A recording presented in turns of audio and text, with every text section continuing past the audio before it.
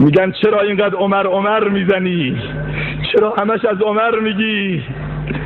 بگم به خدا قسم قصد نداشتم بگم، الان تو ذهنم اومد، شایدم صلاح نباشه. من امسال راهی حج بیت الله بودم، میخواستم برم به خانه کعبه معظمه. هیچ کس از دوستانم اینو خبر نداشته الا من و خدام و یک و دو نفر. اگر نشد، مشکلات پیش آمد، نشد که بریم.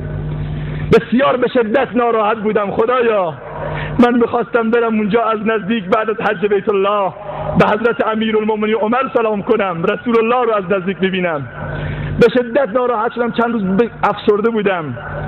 بعد گفتم حکمت خداوندی است، تا اینکه بعد از ایام حج یک عزیزی از زاهدان به من زنگ زد به نام حاجی اسلامی. من و اونو ندیدم، او هم منو ندیده، هرگز همدیگر رو ندیدیم. فقط اون میگفت از طریق سیدیات رو میشناسم.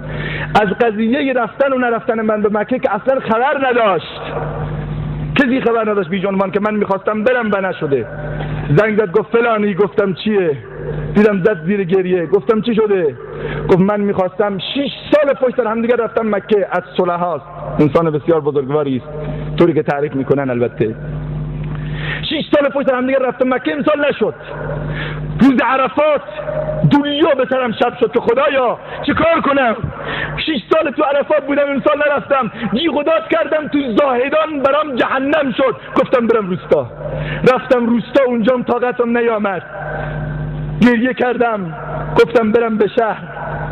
تو خاکی می آمدم به آسفالت که میخواستم نزدیک بشم، ماشینم پنچر شد. رفتم که پنچری رو بگیرم، یه سنگ برداشتم، دیدم یه مار 60 سانت بسیار باریک. میخواستم بزنمش که مبادا با من حمله بکنه. متوجه شدم که این مار خودش لای داده، نوشته عمر. تکبیر!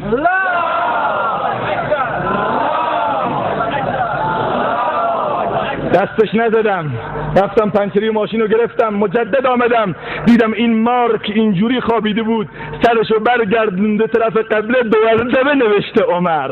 تکبیر! میخواستم دست بزنم بهش، اول زنده بود، بار دوم آمدم دیدم فوت کرده. جیغ زدم خدایا این دیگه چه بود؟ بلا فاصله قبری کندم، مثل یک انسان مبارک اینو دفنش کردم. آمدم به شهر، خسته بودم، خواب قیلوله سنته. به خواب رفتم. به مجردی که به خواب رفتم دیدم میدان عرفاتم و آمدم دور خانه خدا طواف کردم. اومدم زیر آب زمزم، زیر شیرها دارم گلنم آب میکنم که یکی دیدم زد پشت شونم. چهره رو برگردوندم دیدم یه احرام پوشیده است. گفت حاجی اسلامی؟ گفتم بله منم. گفت شما این 7مین ساله که اومدی مکه؟ گفتم بله این 7مین ساله. ببخشید شما کی هستید احرام پوشیدید؟ گفت من همون کسی هستم که امروز به خاطر احترام نام من ما رو نکشتی.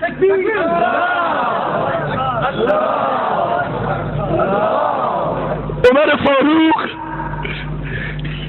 محب رسول الله. بله من عمرم، عمر فاروقم. چرا احرام پوشیدی؟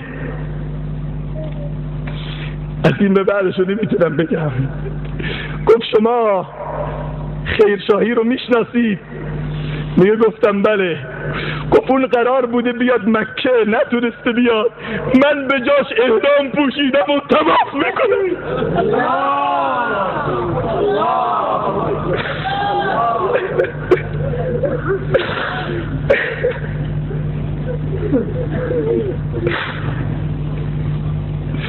یک سلام دارم و یک پیامی دارم و یه امانت. میگه با دست خودش گلنو گذاشت زیر آب زمزم، آبش کرد.